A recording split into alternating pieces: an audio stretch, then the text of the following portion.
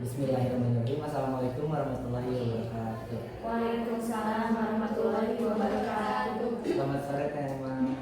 Selamat sore semuanya. Gimana kabarnya, baik? Alhamdulillah baik. Bagaimana kabar kalian? Alhamdulillah baik. Tema kita bermaksud untuk dari kelompok kelompok 2 ingin menginterview kembali untuk yang kedua kalinya untuk mengconfirm some information. Lalu mungkin kenalkan dulu ya. Perkenalan, nama saya Muhammad Yusuf dari kelas A. Teman saya? Nama saya Muti Azka Syahida dari kelas A. Nama saya Sari Nurhikmah dari kelas A. Baik, salam kenal Iya. semuanya. Ya, mungkin langsung saja tema. Pertanyaan yang pertama, apakah Teh Emang menggunakan media sosial sebagai media pembelajaran? Misalnya mengambil video, foto dari Instagram Reels misalnya, kemudian membagikannya dengan siswa. Ya, betul sekali. Saya dalam proses pembelajaran menggunakan media sosial. Kemudian untuk contohnya tadi, hal tersebut berkaitan dengan yang saya lakukan juga. Saya contohnya membagikan bahan ajar terkait dengan personal branding yang dibagikan kepada mahasiswa, yang tentunya itu menjadi sumber contoh atau gambaran untuk mahasiswa dalam melakukan proyek yang ditugaskan seperti itu. Untuk yang kedua, jenis media sosial apa yang digunakan? Seperti Instagram, Twitter, atau yang lainnya? Saya menggunakan 3 sosial media. Yang pertama yaitu YouTube, kemudian Instagram, dan yang terakhir yaitu TikTok. Dan untuk pertanyaan selanjutnya akan ditanyakan oleh teman. Baik Teh, langsung saja untuk yang pertanyaan ketiga. Apa tujuan penggunaan media sosial dalam pembelajaran bahasa Inggris? Baik, saya mempunyai beberapa tujuan dalam penggunaan sosial media dalam pembelajaran bahasa Inggris. Yang pertama yaitu meningkatkan minat mahasiswa dalam belajar bahasa Inggris, karena sosial media merupakan platform yang terbiasa digunakan oleh siswa atau mahasiswa dalam kehidupan sehari-hari, dengan tujuan mereka akan merasa nyaman dalam menggunakannya, dan yang kemudian mereka juga mudah dalam menggunakannya seperti itu. Di sisi lain, sosial media juga menyuguhkan platform yang beragam, menarik dan interaktif, dan fasilitas di dalamnya juga menyuguhkan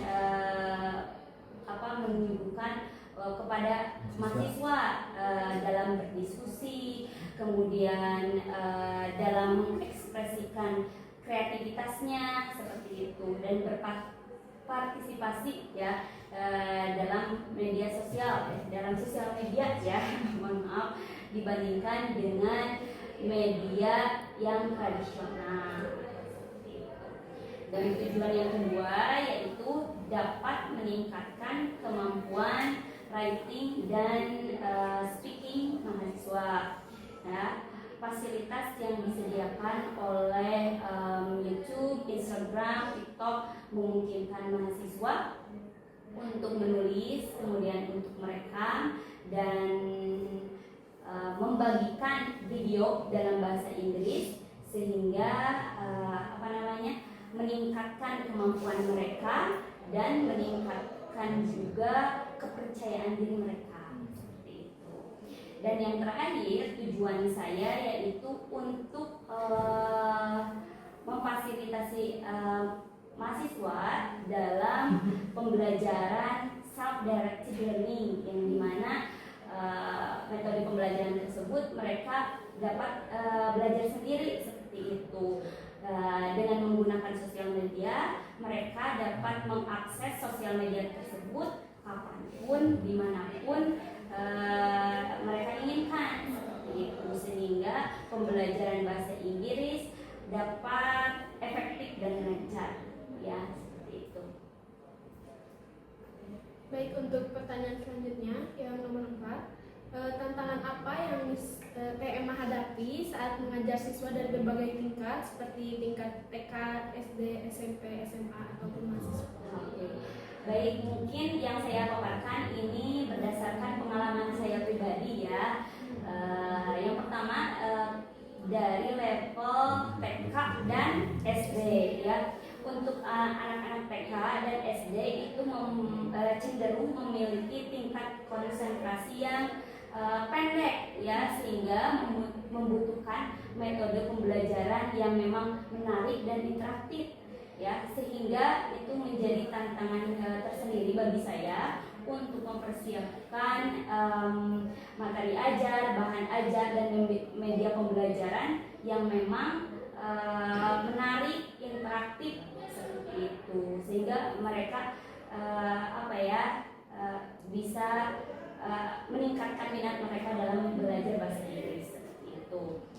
Kemudian untuk level SMP dan SMA itu sendiri ya, karena mungkin pengalaman saya waktu lalu di sekolah yang memang fasilitasnya terkhusus dalam bidang teknologi itu masih minim ya, dan anak-anak juga tidak diperkenankan untuk menggunakan handphone sebagai teknologi yang biasa mereka gunakan, dan di kelas pun tidak ada projector, maka di sana saya menggunakan media tradisional dalam kegiatan pembelajaran yang tentunya itu tidak lebih praktis dari penggunaan teknologi yang saat ini digunakan seperti itu. Dan yang terakhir untuk tingkat mahasiswa ya, karena dengan pengalaman saya mengajar itu lintas jurusan, bukan untuk bahasa Inggris ya, maksudnya jurusan bahasa Inggris, tapi yaitu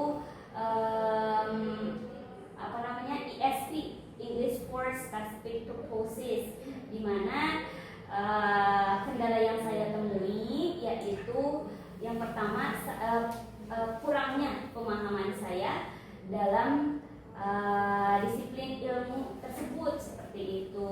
Karena contohnya jurusan yang saya pelajari yaitu misalkan ekonomi syariah, keperawatan, kebidanan, kemudian administrasi rumah sakit. Sehingga dibutuhkan usaha yang lebih juga dari pihak saya sebagai pengajar untuk mendalami disiplin ilmu mereka seperti itu, disesuaikan dengan bahan ajar bahasa Inggris. Nah, untuk selanjutnya yaitu tantangan yang lain, teman-teman dari mahasiswa jurusan tersebut memiliki background yang berbeda-beda ya, yang tentunya level bahasa Inggrisnya pun berbeda-beda. Nah, sehingga diperlukan metode khusus, kemudian materi khusus untuk menyeimbangkan level mereka, sehingga tujuan dalam pembelajaran bahasa Inggris yang sudah saya tentukan di awal itu tercapai seperti itu. Untuk pertanyaan selanjutnya akan ditanyakan oleh Mas. Baik, untuk pertanyaan yang kelima, bagaimana Miss Emma mengetahui tentang kebutuhan dan keinginan siswa dalam proses pembelajaran? Yang pastinya saya selalu melakukan wawancara atau diskusi secara langsung kepada pihak siswanya seperti itu. Jadi menanyakan apa yang menjadi kebutuhan dan harapan mereka di kemudian hari setelah terlaksananya kegiatan pembelajaran. Gitu ya. Untuk pertanyaan yang terakhir, bagaimana Miss Emma mengintegrasikan teknologi dengan kebutuhan dan keinginan siswa tersebut? Mengintegrasikan teknologi, Ya. Oke. Yang pastinya disesuaikan dengan materi ajar dan bahan ajar yang akan disampaikan kepada mereka. Dan kemudian ketika misalkan dikaitkan dengan keinginan, keinginan siswa atau mahasiswa itu di dalam kelas itu akan lebih menarik ketika adanya quiz atau game. Nah, maka di sana saya selalu menyuguhkan quiz atau game ya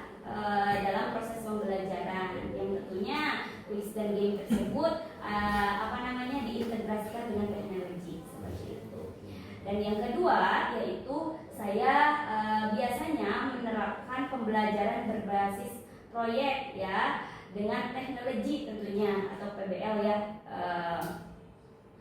Nah kemudian di sana pastinya mahasiswa dapat contohnya ya, ini untuk contohnya mahasiswa dapat membuat presentasi multimedia dengan menggunakan PowerPoint, kemudian Canva, kemudian Mentimeter for example ya contohnya ya, atau misalkan proyek lain seperti halnya mereka dituntut untuk membuat video pendek ya, yang tentunya dalam pembuatan video pendek tersebut ada proses editing yang menggunakan aplikasi seperti itu, dan yang pada akhirnya mereka akan mengupload proyek mereka di sosial media seperti itu. Karena pertanyaannya sudah selesai kan Ya. mungkin terima kasih atas jawaban-jawaban tema yang sangat insightful dan baru untuk kita ya. Terima kasih. Mungkin seperti itu. Assalamualaikum warahmatullahi wabarakatuh.